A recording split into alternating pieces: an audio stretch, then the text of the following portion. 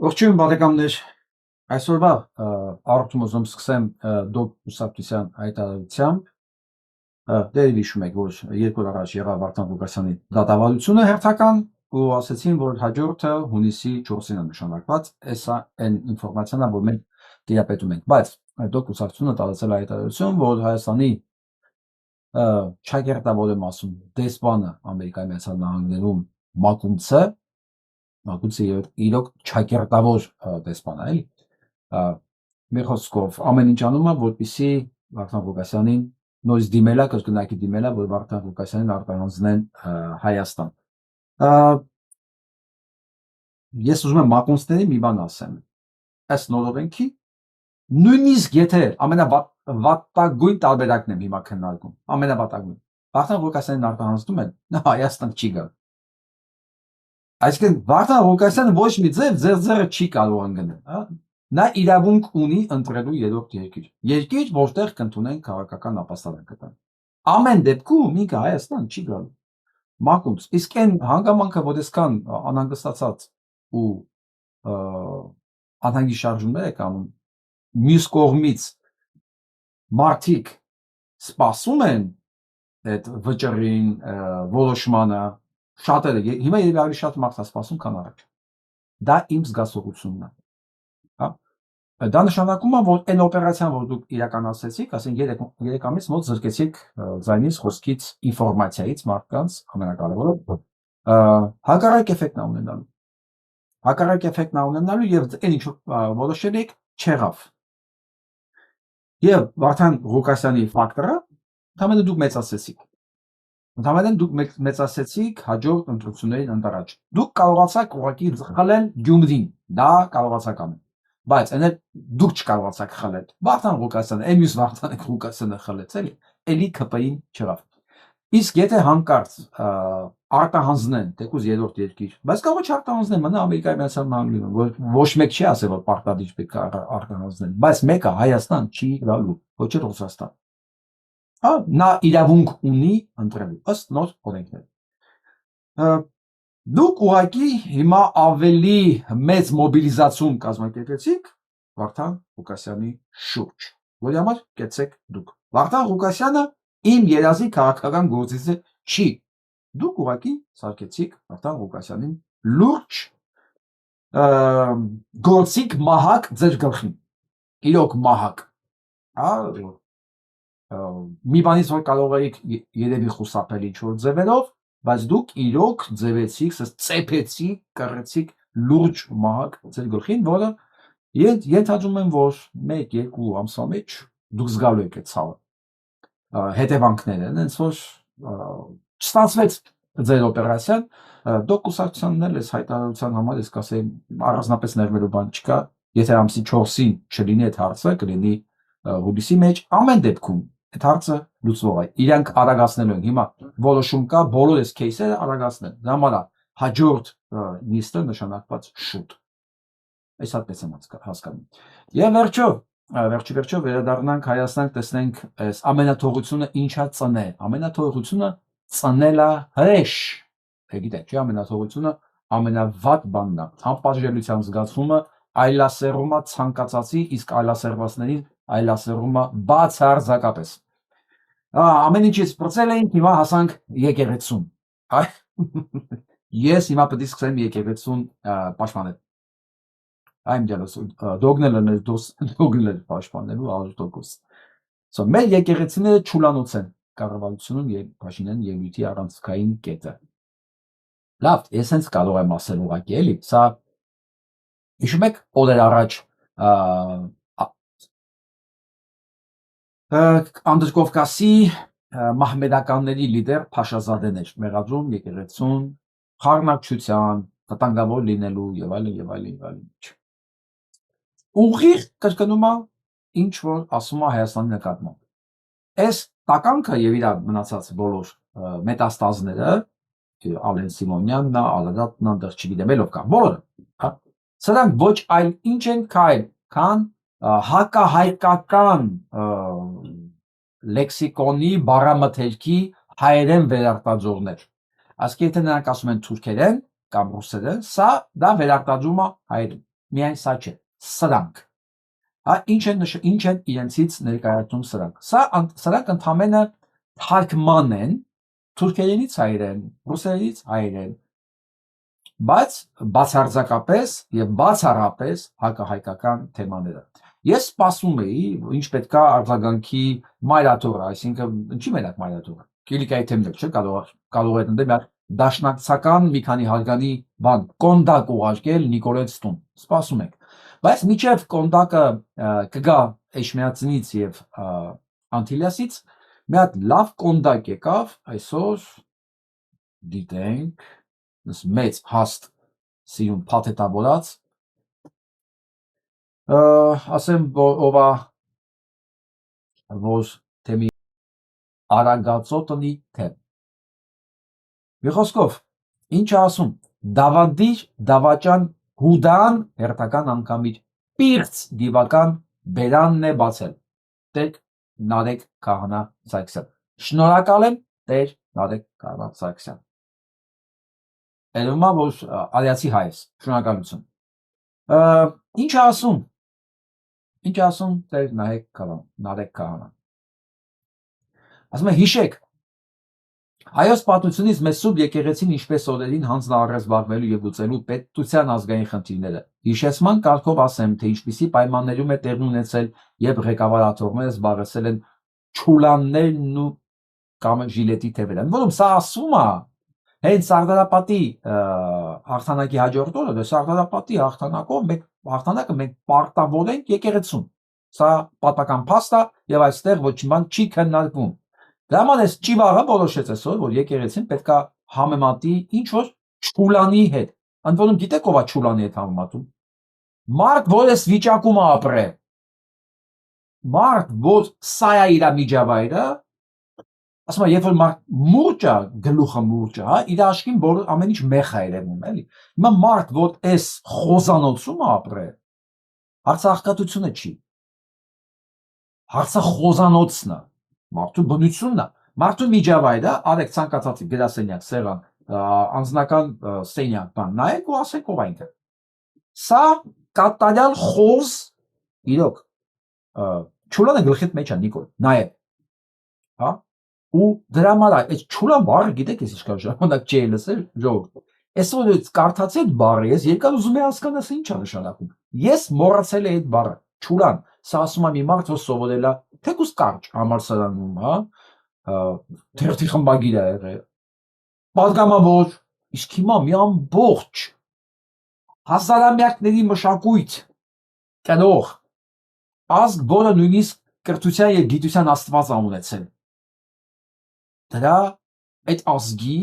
վարչապետը ասում է եկեղեցին ասում է չուլան։ Գիտեք, սա մի քանի բան ունի իր մեջ։ Ցանկացած եկեղեցի դա անպայման ունի հետևորդներ եւ այդ հետևորդների համար ինքը սրբազան վայր է։ Ինչքան մարդ պետքա տականք լինի,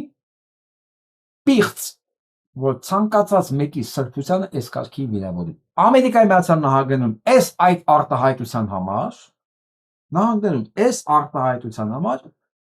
իրանք դատեին։ Այսինքն իր պաշտոնին նայելով այնքան տուգանք կվճարեր այն մարդկանց, ովքեր կդիմեին դատարան, որ իրենց կրոնական զգացմունքները ոտնահարվել է։ Նիկոլ Փաշինյանի նման մեկի ամբողջ կյանքը կաշխատել, որ այդ պարտքերը տար։ Հա, որովհետև ցանկացած եկեղեցի դու կարաս ընդունես, կարաս չընդունես, բայց դու դա պղծելու իրավունք չունես, այ պիղծ։ Դե բնականաբար այս պիղծ միջավայրում մեծացածը հենց պետքա պիղծել լիներ ու իր պատկերացումների մեջ, իր գլխի մեջ մարդ ինչ կա այն է խոսում։ Հավատացեք, մարդ ինչ կա այն է խոսում։ Երբ իր լեքսիկոնը որ նայում ես, դու կարաս հասկանաս իր գլխի մեջ ինչ կա։ Դա ես չեմ ասել, դա Ֆրեյդն է ասել ու շատ տեղին ու ճիշտ է ասել։ Վերադառնանք մեր քահանայի տեքստին։ Ուստի սիրելի հավատացյալներ, քույրեր, եղբայրներ, ապրում ենք այնպիսի օրեր, եւ ամեն վարքյանք կարիք կա անընդհատ վերահաստատելու այն դուք նայեք։ Մեր կողմը, մեր ինքնությունը, մեր հավատամքը, սերը խոստովանելով Քրիստոսին։ Չարը իր մռնչոց պիղծ բերանը միշտ բաց հարձակում է ամեն մեկ հավատավորի զավակի վրա, փորձելով այս անգամ հերթական կործանման ոռնոց արձակել, լավ ա գրել, չէ, լավ ա գրել, շնորհակալ եմ, դες Դավադի Հուդան արդեն կարդացինք, եւ վիրավորանքի հասցնում ամենքիս ասելով, թե մեր եկեղեցիները չուլաններ են, ուրեմն այս տեսակ անձին նման են վայրահաճ դիվահարի, ու սա ասում է այն ժամանակ, երբ որ հենց հիմա երեք էր առնվազն Շվեյցարիայում բողոքական եկեղեցին կազմակերպել էր մեծ քննարկում, Հայաստանի, Արցախի մշակութային ժառանգության, որտեղ հրավիրված էին Էշմիածնի թևը, Անտիլիասի թևը, Գարեգինը գնացել է, բայց դեռ զումով են միացել Անտիլիասից, ինչ որ է, այսինքն այս կառույցները հայ ժողովուրդը դեռ ներկայացնում են, այսինքն աշխարհը ճանաչում է նաև հայ առաքելական եկեղեցի, դու կարող ես դրա հետևորդը չլինել, այ պիղծ, բայց դու լինելով վարչապետի պաշտոնում նման հայտարարություն ունես, եթե մենք հիմա Հայաստանում աշխատել դատաիրավական համակարգը, բոլոր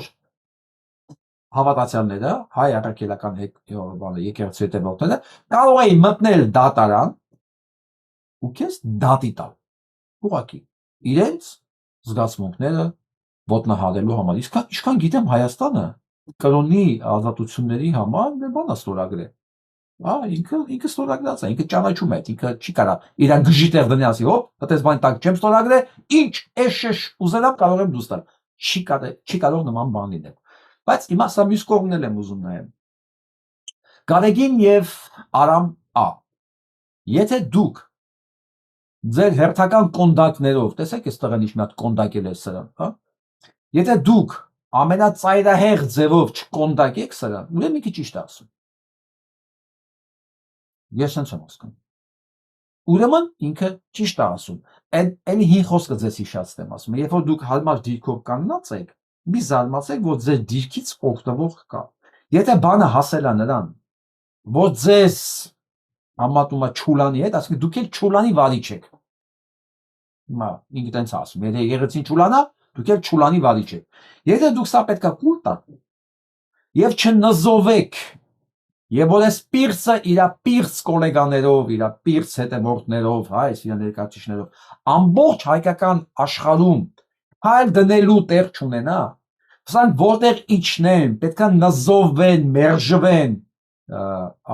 վտարվեն տարածքից, նշանակում է ինքը ճիշտ է ասել, հիմա ասել է այն ինչ որ ասել է, պետքա լինի անպայման հակառակ կոնդակ ապտակը, տեսեք այս քահանան, Արագածոտն թև, բրավո, մարդը հիմա հայ է, արիացի մարդ է,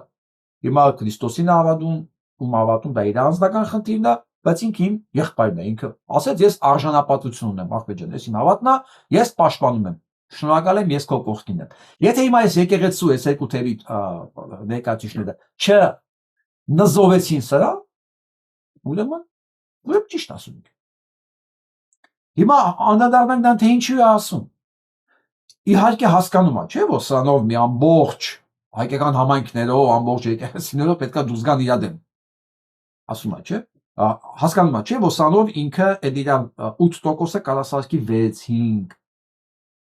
ինքը նաև հասկանում է, չէ՞ որ այդ բռնվելու տեղ չունի ժողովրդի մեջ, այո հասկանում է, բայց ինչու է անում, ես ամեն օր դրա մասին ասում եմ, որովհետև ինքն այլևս իր փրկությունը, իր գոյութենականությունը չի պայմանավորվում Հայաստանով, ինք իր փրկությունը եւ աջակցությունը դիտում է բացառապես թուրքական աշխարհում, դրա համար էլ այն ինչ որ ասում է թուրքական աշխարհում, ինքը մյուս ճիվաղները, նույն ալենները կրկնում են, ուղղակի ամեն մեկը փորձում է գերազանցել, երեք ալենն էր գերազանցել, այսօր Նիկոլն ասեց, ես որ Նիկոլեի դուր էիր, այ խոշոր եղջերավոր, դու չես կարող իմ բարսունքները գրավել, մեկը այնտեղ մի հատ հատակ կա, հենց դու հասնես ամենաներքևը, ես տակից դուրը կծեծեմ, դու չես կարող ինձ գերազանցել հատակայի վիճակով, տեսնենք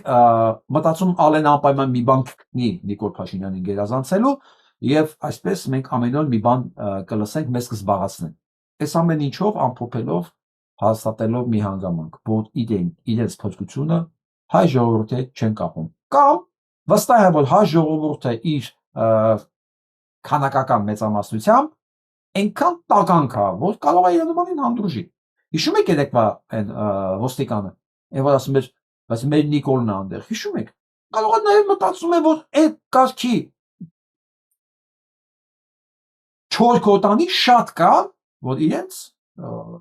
աջակցությամբ իրենք կարող են շարունակել իրենց իշխանությունը։ Կարող է դա այն մտածում։ Կարող է դրապես թքածում են վստահ լինելով, որ մեկը թուրք իրաց նշանակել է, ռուս իրաց նշանակել է, չգիտեմ։ Ամեն դեպքում ես դա եմ տեսնում։ Մյուս բանով չի թողում էլ մենք հանգիստ։ Մյուս բանով զարմացա, որ համալիրում տեղի ունեցած հարսանիքը աղմուկը բարձրացրեց, մարդը զարմացել է։ Հասկանում եք, այս մարդը, այս պայմաններում մեծացած մարդը, ապրած մարդը, այս պայմաններում ապրած մարդը զարմացել է, այդ ինչ էր եղել, որ 10 միլիոնից հարսանիք էր, էլի։ Մի բան, որ Հայաստանի պատմության մեջ չէր եղել։ Համալիրում հարսանիք։ Ինչ է եղել, որ խառնվել եք իրար։ Առաջին անգամ է ինչա։ Ինքը չէ որ կարող է գիտեք ամբողջ կյանքը ինքը չուլանում է ապրել։ Չէ, դա սովորական բան է իր համար։ Դուք խեք դες։ Ինչի եք դες լալվել, զարմացած։ Դա հարսանիք է էլի։ Հարսանիք է էլի։ Ինքը դա մեջ ոչ մի արտահայտված բան չի տեսնում։ Ուզես եք կոչանում արտահայտված բան չտեսնել։ Նորմալ է, ինչ է եղել, ժողովուրդ։ Երեխան ծնողի սեփականությունը չէ, ինչու պետք է ապրի ծնողի հետ։ Կովերնել են մարդկանց հետ նույն տանիքի տակ ապրել, բայց դա չի նշանակում, որ դա է մեր ավանդույթը։ Հասկացաք։ Դրա համար երևի տղետ հետները չի ապրում, Փաշինյան Նիկոլ։ Բայց ես քեզ պետք է ասեմ, ես հասկանում եմ, որ քո կենսական փորձը, քո ամբողջ կյանքը ավարտվում է այս գոմով։ Դա մաս քո ամբողջ բանը, համատությունները սրա մեջ է, հա։ Շուլան, կովեր, հա, էլի, որ յա բառարանները նայեք, էլի Ֆրեյդին կհիշեք, հա, մարդի գլխի մեջ ինչ կա, անընդհատ դա կրկնում է, ինքս էս վերարտադրում է։ Հավատացեք, դա պատահական չի, ինքը կարող է, չէ, ուրիշ բառեր ընտրել, բայց դա է ընտրում, ինչու՞, որովհետև իր գլխի մեջ դա է։ Ես հասկանում եմ, որ դու քեզ չեն պահե, որտեղ հետդ ասես, չէ, ասեց ինչի եք այդ անասունին ընտրում, ասես ոնց որ երևի դուք ավելի նորմալ մարդու կարող եք գտնել Հայաստանում, էլի։ Ինչի սրան։ Ես հավատում եմ, հասկանում եմ, որ դու հենց տենց էլ եղել ես, քո տեղն էլ է տենց։ Բայց դե արի տես, որ հայկական իրականության մեջ ձեզանից հեռու, ձեր պիղծերից հեռու կա ընտանիքի մոդել հասկացողությունը, որտեղ տան-տղան սեփականությունը չի։ Տան տղեն, տան տղեն է։ Ասեմ ավելին, տան հույսն ու հավատն է։ Հա, տան տեղ նույնիսկ ֆետիշացված հույսն ու հավատն է։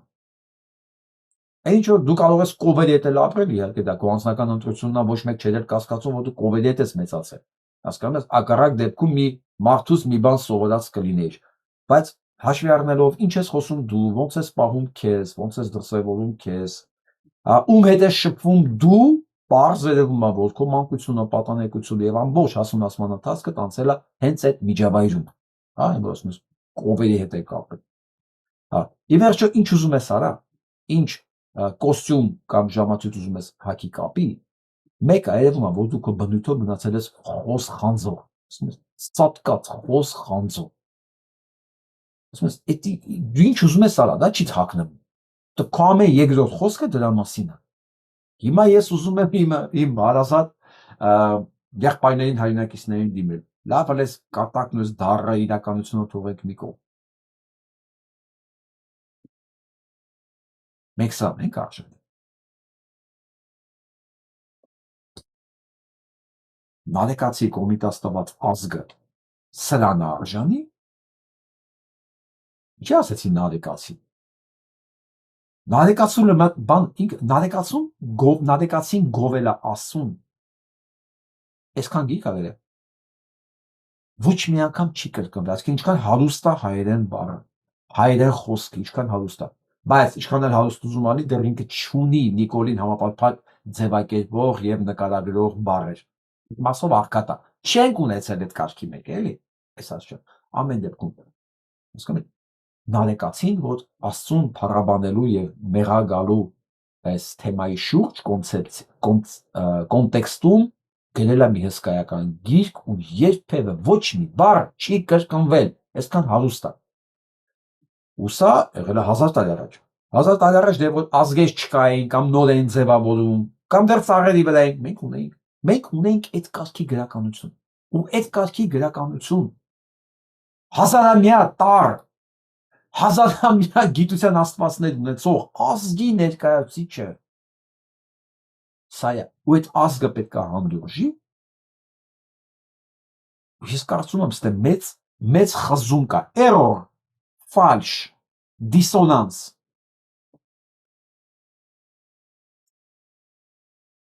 Մարդկա կարող է շատ կոմֆորտով է այս դիսոնանսի մեջ ապրում։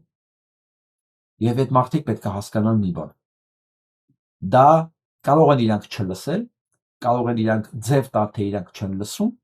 բայց ցանկացած դիսոնանս ժամանակի ընթացքում սկսում է քայքայել մարդու նյարդային համակարգը։ Այն որ կարող եք լսել, նորմալ է, կամ չեմ լսում, բայց մեկը ինքը իր գործանում, որովհետև այդ հաճախականությունները չի համընկնում մարդու բնական հաճախականությունների հետ։ Չի համընկնում, դրանք խաթարում է, դրանք անպայման մասնում է մարդու նյարդային համակարգերը։ Հիմա վերադառնանք սրա խոսքին ու տեսքին, սրա բովանդակությանը, ժողովուրդ ջան։ Մենք կդեգրադացնենք վերջնական։ Սա լուրջ վտանգ է։ Սա այն չի մենակ, որ ինքը կցեղասպանա, սա այն չի մենակ, որ ինքը տեղով վտանգ է, սա նաև մեր մարդ տեսակի ոչնչացման, չափանիշների անկման, հասկանում եք, ստանդարտների վերանայման հանկարծ Աստված չանի։ Սա լուրջ վտանգ է ներկայացնում, լուրջ, լրջագույն։ Լսենք։ Ես թիվ 1 պատասխանատուն եմ, Եվ բայց թիվ 1 մեղավորն եմ։ բաուվա։ Ես չեմ ասում ես մեղավոր չեմ, ես ասում եմ ես թիվ 1 մեղավորը չեմ։ Արմենակ, Ես ինչ ասելու։ սպասի, ոնց թե ինչ, դու չասիր գնանք հաց ուտենք։ Ես ասացի գնանք հաց ուտենք, չասացի գնանք հաց ուտենք։ Ես թիվ 1 Կարծես թե նորմալ մարդու խոսքերը ստեղ ավարտվում են, չէ՞։ Բայց սա լսենք հետո ամփոփենք։ կարևոր է նաև պետության եւ պետականության ընկալման տեսակետից, որ հասկանանք ամեն ինչը արժեք ունի։ Այն որ մենք այս աթոռների վրա նստած ենք, դա կոնկրետ արժեք ունի, գին ունի։ Կոնկրետ մի ժամ այս աթոռի վրա նստելը կոնկրետ գին ունի եւ այդ գինը վճարվում է։ Եթե չվճարվի, X պահի աթոռը կկոտրվի, էլ չենք կարող նստենք, հասկանում եք։ Շատ կա։ Հասկացա՞ք։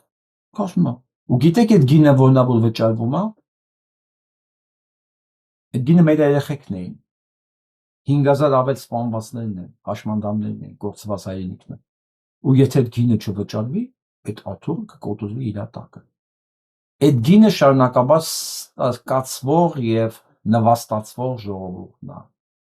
Անկախության եւ տեսակի վրա հարձակումներն է, մարդկանց մոտ կասկածի ворթը սերմաներն է, իրենց արժեքի եւ ապրելու իրավունքի նկատմամբ տարակուսանքի այդ սերմերը գցելն է, դա է արժեքը, իր աթոռի այսօր ինքը բարձ ասում է։ Ու սա չափազանցություն չի, իր ամեն օրը մնալ աթոռի վրա, դա կյանքեր է, դա ապագա է, դա առողջություն է։ Շատ ծանր ու բարձր գին ենք վճարում։ Եթե ասենք Պուտինի մեկ օրվա գինը 1000 հոգի է, 1000-ից 1500 հոգի է, մենակ սպանված վիճակով։ Բարձր է, մենք այդ գիտենք, սրանը դեռ չգիտենք, սրան ընդհանուր ենք կարողանում հաշվել։ Բայց սա գինը մենք ենք տալի, մեր արյունով, մեր ունեցածով, մեր ամեն ինչով, բայց դա փաստ է արդեն։ Սրան խոսք ասել բանը չկա։ Ես օրինակ չունեմ, դրա համար այսօր որոշեցի, որ ես դիմեմ իմ ընկերոջ օգնությանը, Վարուժան Ավետիսյանին, ասեց. Նիկոլ, դու ոչնչություն եղել ես, ոչնչություններ կմնաս։ Բան չեմ ասում։ Այդ բան չեմ ասում։ բայց նույնիսկ Վարուժան Ավետիսյանը լավատես էր, որովհետև ոչնչությունը այսքան վնաս չէր կարող տալ։ Շատ մեղմ մոտեցել։ Ու սա ասելա դեռ 2-3 տարի առաջ։ Իսկ թվում է այսօր ինքը ուրիշ բան կասել սրա համար։ Որովհետև ոչնչությունը բանը, այս պարագայում նույնիսկ կոմպլիմենտ է հնչում այս կենթանու համար։ Ու ասեմ, այս կենթանուն դեռ մենք ենք հանդուրժում։ Մենք ենք հանդուրժում ու ես չգիտեմ ինչքան պետք է հանդուրժենք։ Ոնց ենք հանդուրժում։ Մեր վերաբերմունքով։ Ու ես այսօր ես հասկացա, որ մեր ժողովրդի գլխին ինչ անում են, մի մաս կա, որ ինքը չի հասկանում, մեկ այսի ոնց եղավ։ Չի հասկանում էսի ոնց եղավ, որովհետև այսօր արդեն հանեցին մեկին, լվացին, պարզաջրեցին, հեսա կտեսնեք։ Մի քանի ամիս հետո անունը լսելու եք որպես պոտենցիալ տեխնացու։ Հա, որպես պոտենցիալ տեխնացու։ Դες պահել էին, գրել էին իրանց համար, հոդվածը վրեն, որ հանկարծ չթփրտար, հետո կօգտագործեն էլի իրենց նպատակների համար։ Ու այսօր այս ոգևորվածությունը, որ ես տեսա ինտերնետում, ես հասկացա, Տեր իմ Աստված, մեր ժողովրդին ոչ մի բան չի օգնում կարծես թե։ Երկու օր առաջվա եղածը իրանք կարան ուղղակի մեծ սիրով մոռանան։ Ու մարդ չգիտի էլ ինչ անի։ Հիմա ես ընկնեմ օրական անուններով խոսամ, որ եթե մի մարդ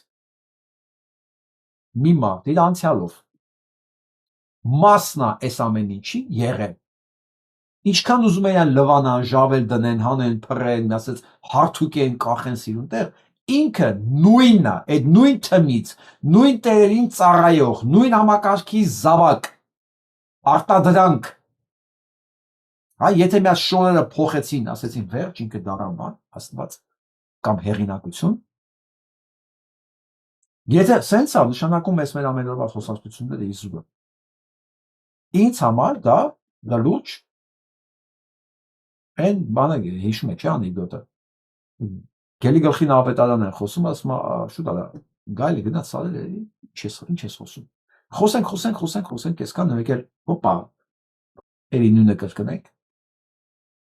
Ես այսօր ավելի չեմ ծանոթանա, բայց եթե հանկարծ իմ կանխատեսածը եղավ, այս քարաքարին չեմ թողելու։ Անենցել այս լսողներ թող իմանան։ Ես ուղղակի զգուշացնում եմ։ Նիկոլի կողքով քայլածները ինչքան էլ ուզում է 10 շերտ իրանց, չգիտեմ, լավագույն լվացող միջոցներով լվանան, ես այդ բոլորի կենսագրություն անգիր հիշում եմ, որը երբ ում ինչի կփռեմ արևի տակ։ Չփորձեք հանկարծ մտածել, որ ասեք ինչ որ մի մաս կարող է հաստատ մոռացել է։ Ես չեմ մոռացել։ Ուրեմն փաստորեն մայիսի 23-ին այս մեր ընկերոջ ծնունդն էր։ Չէ, մահվանորը կներեք 1960 թվականի այսօրը իր մահկանացուն կնկեց հայ ազգային ազատագրական շարժման գործից հայ վրիժառու Սողոմոն Տեյլիրյանը։ Ես ինչի այսօր ասեցի, ինչի ցույց տվեցի, ոչ թե մահվանորն է դրա համար, ուզում ասեմ, այս կարգի հերոսները չեն մոռանում։ Ու այսօր էլի թեմա կա։ Այսօր էլի հերոսանալու եւ պատմության մեջ մնալու առիթ կա։ Առիթ եւ անհրաժեշտություն։ Միջ Հայաստանում եկեղեցին հավասարեցնում են Քուլանի հետ, Թուրքիան աշխատում է եւ հույս ունի, որ Իրանը կաջակցի Զանգեզուրի Միջանցքի հետ կապված քայլերին։ Թուրքիան չի նահանջում։ Ինքը աշխատում է Իրանի վրա, հույս ունենալով, այսինքն այս ամեն ինչի հարցը թույլտվությունը մնացել է Իրանի ձեռքում։ Այսինքն բոլոր կողմերը համաձայն են, Ռուսաստանը համաձայն է, Հայաստանը համաձայն է, Իրանն ասում ոչ։ Հասկացեք։ Էրդողանը Հայաստանին չի ասում կաջակցի կամ կընդունի պայմանը, Իրանին է ասում։ Այսինքն Իրանը պետք է Հայաստանում միջանցք տալուն համաձայնվի։ Ասում եք Իրանը ինչ, Էրդողանը ինչ է ասում։ Հայաստանի հետ կապված հարցերը չի ասում Հայաստանը կընդունի, կհամաձայնվի կամ չէ։ Ասում հույս ունենք Իրանը կաջակցի Զանգեզուրի Միջանցքի հետ կապված քայլերին։ Իսկ Իրանը բազմիցս միանշանակ ասել է չի լինելու։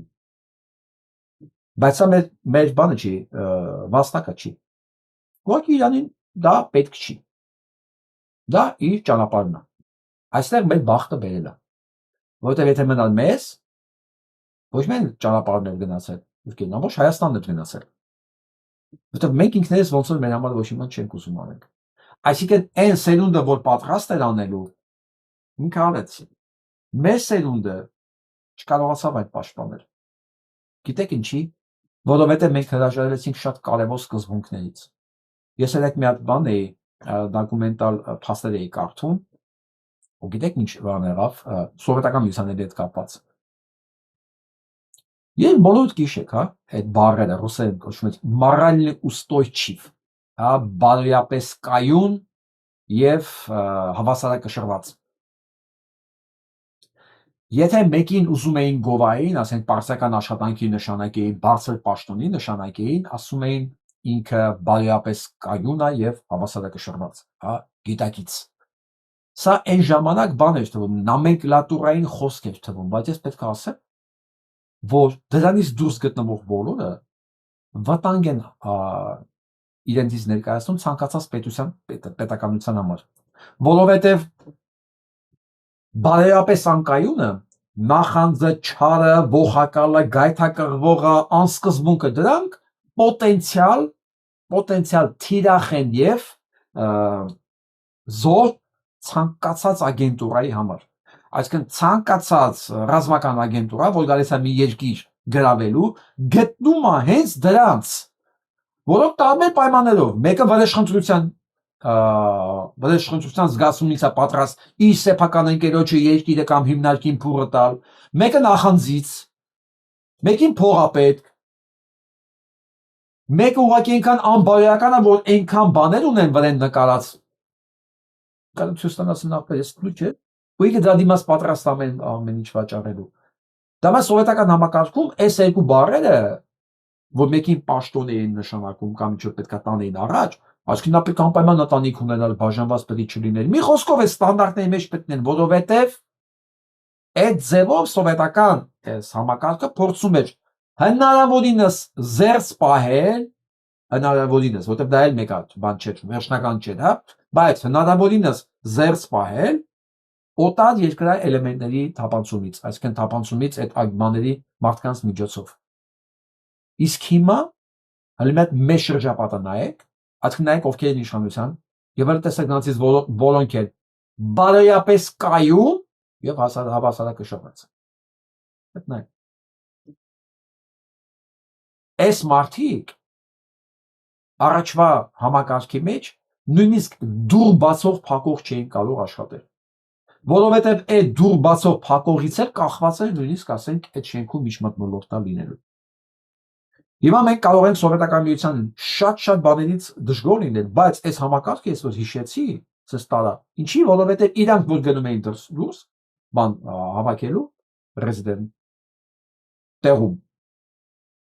իրանք հենց այդ մարդկանց վրա են աշխատում, ու իրանք գիտեին, եթե այդ կարգի մարդիկ իրենք թողեն իրենց մոտ համակարգում աշխատելու, դառնալու է թիրախ եւ հեշտ բան զոհ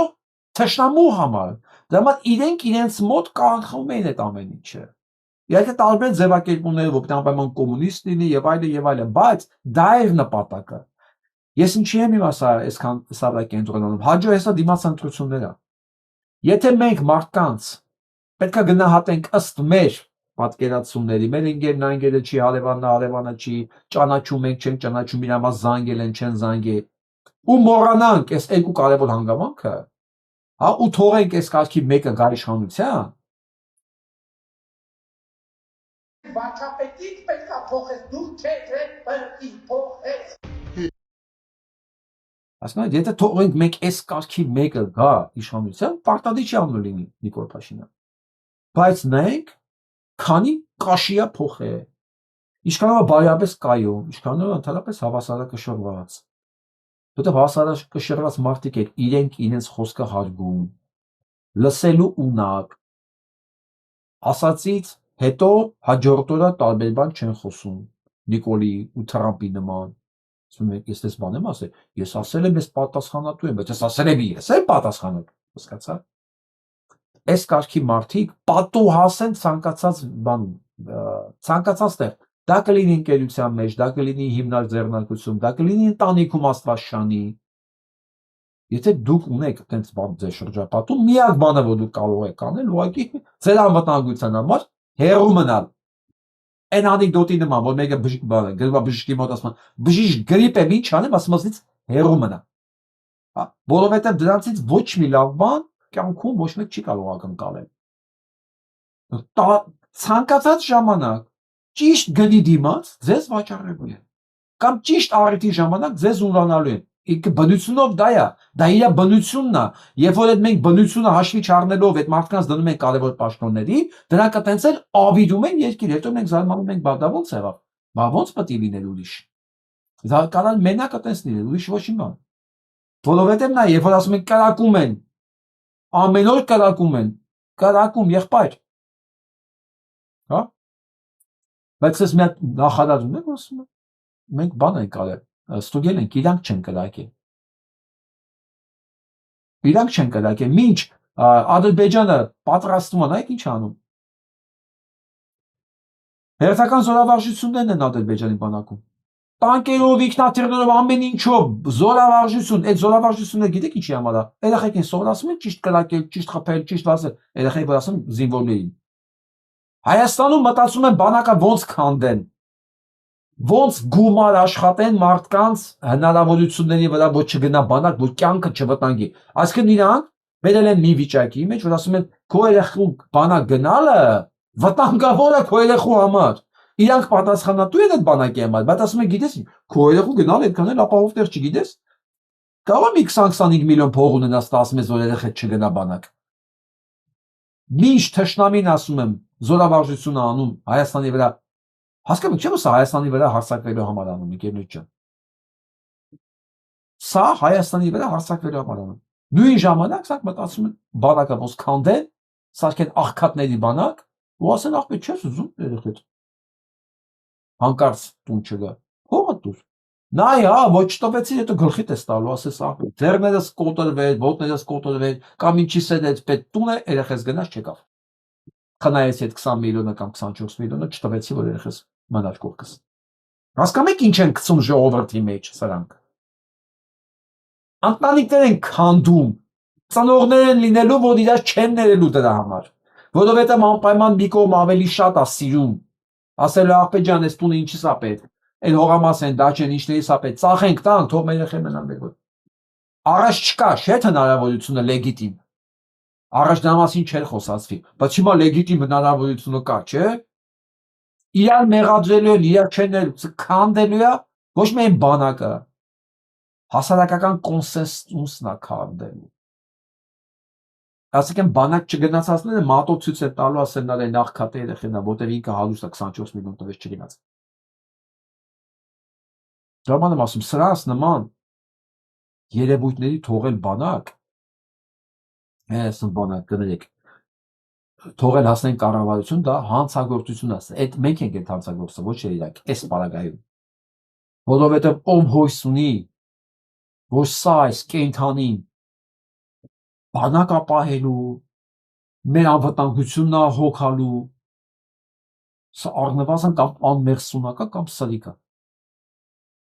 Ուրիշ բառեր չկա։ Կամ երեկվայում ոստիկանին ով ասում մեր Նիկոլն է։ Այդ սրիկան է։ Կամ սրիկա անմեղսունակ է, երկուսը մեկում։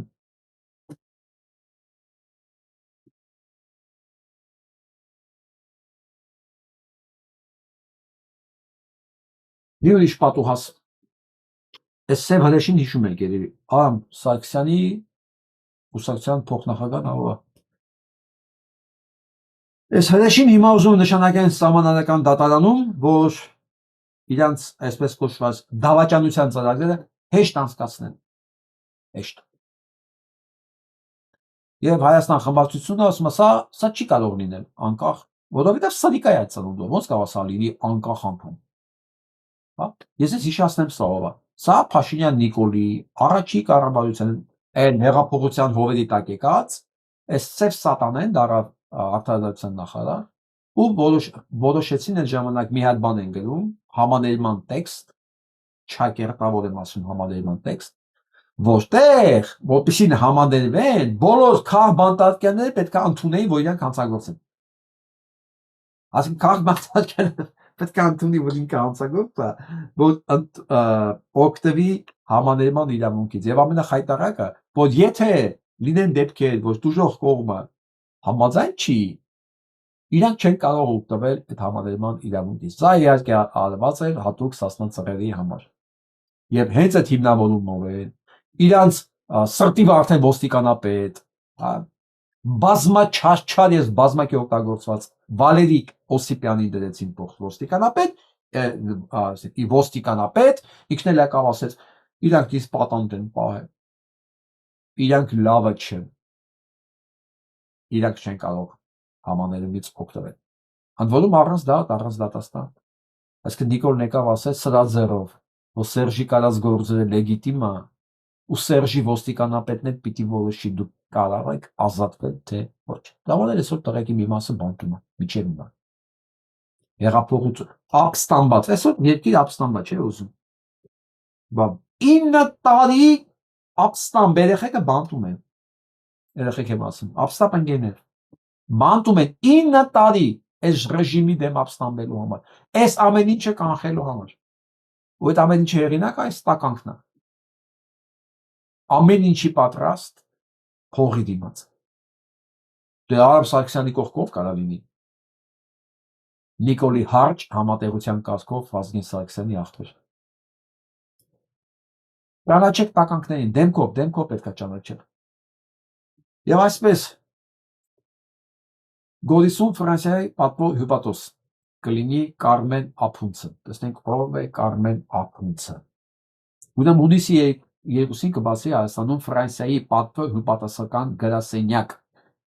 Պատվո հյուպատոսը ազգության հայ է։ Նա Գորիսի ֆրանկոֆոնիայի կենտրոնի տնօրենն է։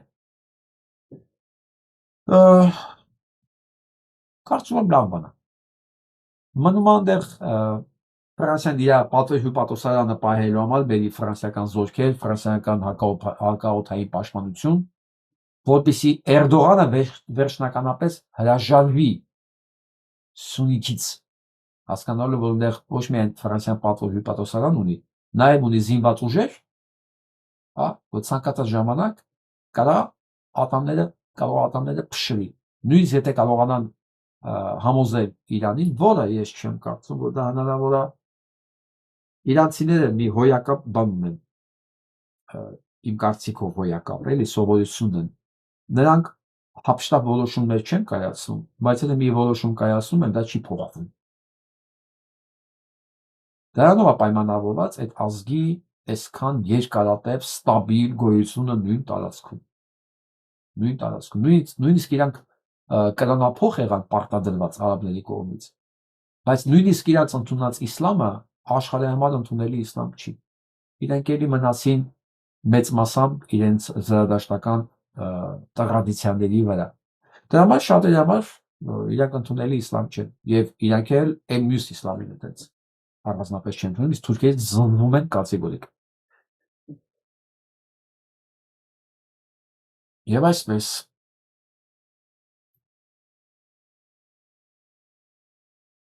մի պահ գնանք Ռուսաստան։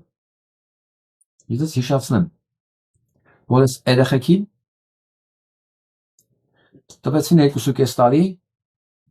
2.5 տարի։ Դպրոցական երեխեք, որոնք չէին ուզում պատերազմ, սա ինչի համար են պատմում։ Քանի որ մեծ դիտողների մեջ շատ են Ռուսաստանից, ու գրում են եւ անհատական, եւ YouTube-յան էջում, թե ինչքան հզոր է Ռուսաստանը, որ ես ինքս շատ մոլորված եմ, մոլորության մեջ եմ գտնվում, ասում բարի, ձեր շատ հզոր է Ռուսաստանը, դրա համար էլ այս երեխեքի խոսքի իրավունքից է վախենում նույնիսկ։ Երեխեք ասում են պատերազմ չենք ուզում։ Այնքան հզոր է երկիրը, որ դպրոցական երեխեքից վախենալով 26 տարի կալոնիա է գավուտ։ Գիտեք, այտենց էլ վախենում էր նաև կամ շատ սիրելուց էր բանը Ստալինը, երբ որ մահապատժի տարիքը 16-ից իջացեց 14, որ 14 տարեկանից ուղղակի գնդակահարելու երեխեքին։ Երևի դա էլ է սիրո դրսևորում։ Ես չգիտեմ, օրինակ ես Ռուսաստանում չեմ ապրել, ես չեմ կարող ասել սիրո ստանդարտներն այնտեղ ոնց են։ Կարող է սա սիրելու նշան է, ասում бьет значит любит։ Խփում է, ուրեմն սիրում է։ Կարող է այդ ստայլի մեջ է հնարավոր է։ Այդ դեպքում ես չեմ կարող հասկանալ, մի քիչ այդքան չեմ հասունացել, հələ որ հասկանամ ռուսական սիրո սահմանները, էլի։ Բայց ես մի երկու թիվ ասեմ, գիտեք, չէ՞ ես ինչքան եմ սիրում թվեր։ Թվերը իմ երկրորդ մասնագիտությունն է։ Ինչքան բնակչություն ունի Ռուսաստանը։ 140 միլիոն մոտավորապես։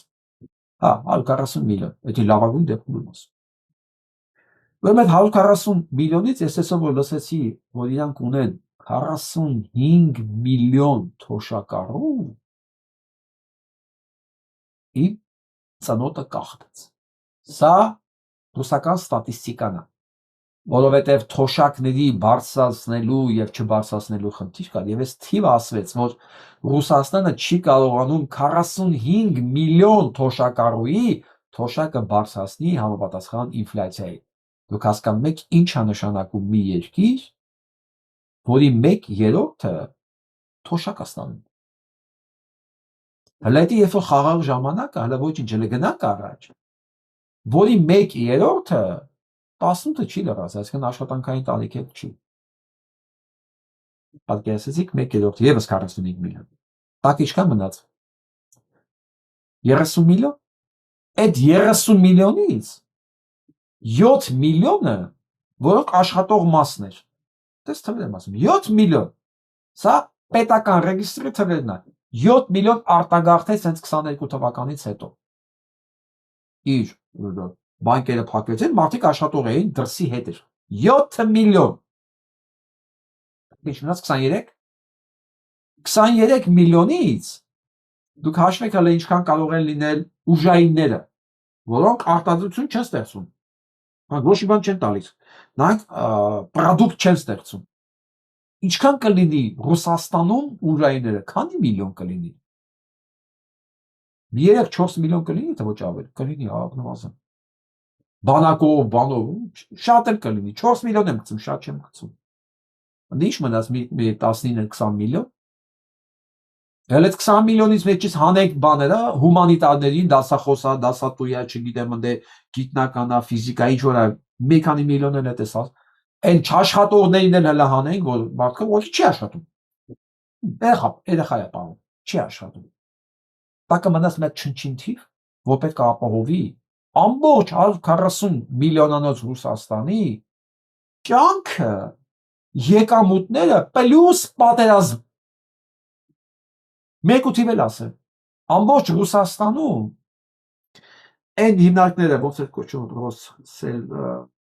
անուն չասեմ, որ սխալ չլինի, ովքեր տրակտորներն եւ բեռնատալներ են աշխատում։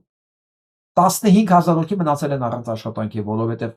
մատերիալ չկա, հում չկա եւ սպառող չկա իրենց արտադրանքը։ Այսինքն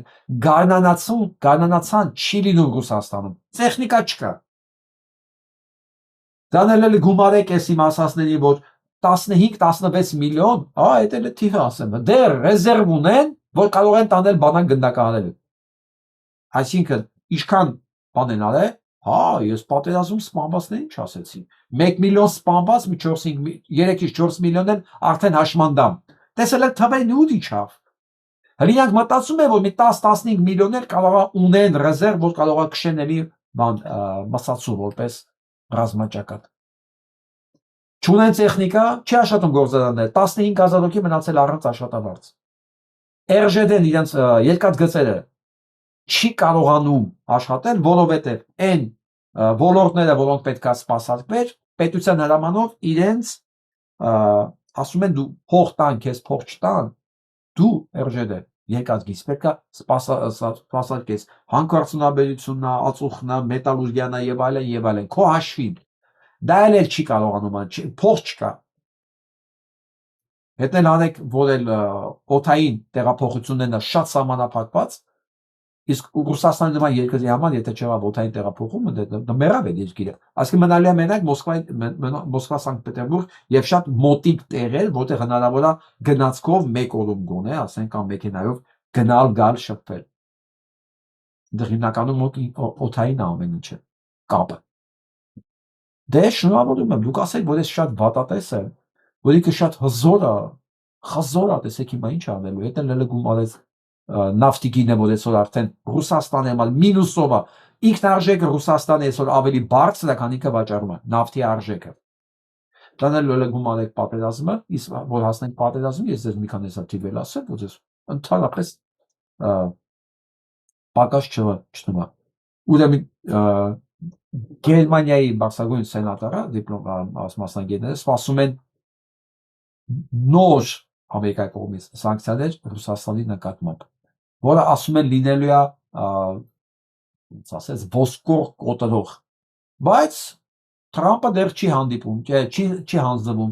չի հանձնվում, որ Պուտինը դաժանաբար իսկան կարա իրան մերժի, չգնահատի իրան նվիրվածությունը։ Ինքը դեռ մի երկու շաբաթ էլ է պատրաստ համբերի, չի կարող հավատալ, ոնց թե Պուտինը իրան դավաճանում է եւ պատրաստում է ինչ-որ մի հատ էլ հանդիպում, որ բնականաբար չի լինելու, որովհետեւ արդեն Մոսկվան ներկայացել է իր պահանջները, ինչա նշանակում Կիևի հետ հանդիպում։ Դա նշանակում է, որ Կիևը պետք է համաձայնվի, որ ինքը կապիտուլացվում է, Եվրոպան պետք է համաձայնվի, որ ՆԱՏՕ-ի սահմանները հետ են գնում, պատկերացնում եք, ասենք Ֆինլանդիան, Շվեյցարիան ՆԱՏՕ-ի անդամներ չեն, մի խոսքով այս պահանջները, որ բնականաբար դա չի լինելու։ Թրամփը ասել է, ինձ մի երկու շաբաթ էլ տվեք, որ ես կարողանամ մարսել իմ նվաստացված եւ ստորացված լինելու հանգամանքը։ Չի կարողանում։ Բայց մինչ ինքը չի կարողանում համակերպել դրա հետ, Եվրոպան անկախանում է եւ ուժեղանում է։ Սա Ուրսուլա ֆոն դեր Լայնը, որը կոչ անում Եվրոպային վերջնականապես ազատագրվել Ամերիկայի Միացյալ Նահանգներից, եւ Ուկրաինային ընդունել Եվրոմիության շարքերը։ Արագացված։ Էս իմ ասածներին գումարեք, եւ կստանաք ամբողջական պատկեր։ Մյուս կողմից էլ գիտեք, որ Ամերիկայի Միացյալ Նահանգներում դատարաններ կան, գոյություն ունեն, ուրեմն արգելափակել է բոլոր տարիֆները, որ դրվել է Թրամփի կողմից։ Եվրոմիության, Չինաստանի եւ Կանադայի վրա, նույնիսկ այն կղզիների, որտեղ մենակ պինգվիններ էին ապրում, այդպես սանկցիաներ է դրել Թրամփը։ Սա է ժողովրդավարական երկիր, որ ճիշտ է, ասենք, sense աննորմալ կարագա իշխանության, բայց քանի որ կա համակարգը, մի քիչ ուշացում է, բայց արձագանքում է, էլի։ Արձագանքում է, որ ճիշտ է, ինքը նախագահն է, բայց իր կայացած որոշումները մեկը մեկի հետևից չեղարկվում է ուղղակի։ Բայց այս ընթացքում չի հասցնում նաև իր վնասները տա եւ օգուտները պետք է ասեմ, որովհետեւ ես այն կարծիքին եմ ունենց եմ ապրում, եթե մի բան վատ է, ես անպայման մտածում, որ հենց այս վատը ինչ-որ մի լավ բանի համար է, ու անպայման պետք է գտնել այդտեղ լավը եւ այդ առիթը օգտագործել հենց դրա համար։ Ու այս ամեն ինչու միշտ էր լավը, որ Ուրսուլա ֆոն դեր Լայնի ասած, Եվրոպան պետք է անկախանա ու անկախացավ։ Եվ Ֆրանսիան, Գերմանիան, Բրիտանիան եւ էլ չեն նայում այլևս դե Ամերիկայի Միացյալ Նահանգները ինչ ասում, ինչ չի ասում, եւ ինքնուրույն զիվում է, դառնում է սուբյեկտ եւ օգնում են Ուկրաինային, ինչի է դա մեր համար կարեւոր, որտեղ նույն սուբյեկտայնությունը Հայաստանին օգնելու համար է կարեւոր։ Ոչ թե ես ուշքս գնում եմ Ուկրաինայի համար, բնականաբար ոչ, բայց ես ուզում եմ, որ Ուկրաինան շուտ հաղթի։ Իսկ այն ինչ որ սպասում է ծանրագույն վիճակ Ռուսաստանում, դա չի նշանակում, որ Ռուսաստանը քանդվելու է։ Դա չի նշանակում, որ ռուս մարդը ապստամբելու է, չէ, գիտեք ինչի չի ապստամբելու, որովհետև ինքը ավելի շուտ այս երեխեքի փուրը կտա, քան ինքը կապստամբի։ Այս երեխեքին գիտեք ոնց են դատում։ Դասատունը անկերներն են մատնել։ Ու պարզվում է այսօր քրեական գործերից, ինչքան կա քրեական գործեր, փողոցում արտահայտվելու համար 50% պլյուս ինֆորմացիան եկել է փողոցներից, մարդիկ իրար վրա բանը դանոս են արել։ Նույն Ստալինյան իր վիճակը, նույն դաման է Ստալինի արձանը կանգնացնում։ Ես հիմա որ նայում եմ ինչա սպասվում Ռուսաստանին, թուրիստներ են դեղ ապրող հայերը։ Ես կարեկցանք չեմ զգում։ Ոչ թե ես իմ համար մեկ անդեղ հայերի վիճակը ինչ կլինի, ես չեմ, իհարկե իմ համար կարևոր են դեղի հայերը։ Ես չեմ ուզենա իրան գտե երկար մնան։ Բայց ես որ հասկանում եմ, այդ ժողովուրդը պատերազմի ընթացքում, որ հասկանում են, ես իրանց տունը քանդում է, իրանց քաղաքները քանդեց, երեխեքին տարավ սպանեց, ու դրան դեմ բողոքողներին դեռ փուրն են տալի, որ երեխեքին դատեն։ Ես մտածում եմ, դրանք արժանի են, նրանք ինչ որ հիմա ունեն։ Եվ վերջո ես մտածեմ, թե չմտածեմ, այտենց էլ կա։ Ոնց որ իմիջիալից մենք ենք արժանի, գիտեք, որ ինչ մենք հիմա ունենք։ Սա նաև մեզ է վերաբերվում։ Սա նաև մեզ է վերաբերվում, որտեղ ո՞ր է սա բռնում Նիկոլ Փաշինյանի ու իր ճիվարների մեկի ձեռքը, որն է միջև այսօր մի շիշ ջարդել դրանցից մեկի գլխի։ Ոնց որ ինչով սպասում է Ռուսաստանը։ Շատ ծանր է, բայց դեռ ապստամբություն չի լինելու, ուղղակի հույսս, որ Ուկրաինան կջարդի, սրանց կվռնդի իր տարածքից։ Եվ դա կլինի այն կետը, որտեղ իր շրջապատը կհասկանա, որ Պուտինը այլևս գոյություն չունի։ Եվ կգա ռուսական ավանդական շարֆը տաբակերկով։ Երևի հիշում եք իրենց ցարից սմանելու եղանակները։ Եվ կգան իրենց երկիրը փրկելու գոնե այն մասը, որը կորցնելու շատ մեծ բան ունի։ Թե չէ ժողովուրդը, որ ամբողջ կյանքը մատնելով է ապրել, ընդ որում իր ազատության համար պայքարողի մատնելով է ապրել։ Դրանց փրկություն չկա։ Չկա, ես չգիտեմ, քանի սենունդը դեռ պետք է փոխվի, որ այդ ժողովուրդը հասկանա ինչ է նշանակում ապրել։ Հասկանա ինչ է նշանակում բարոյապես ապրել։ Քո ազատությունների համար պայքարողին փողը չտա, չդավաճանել։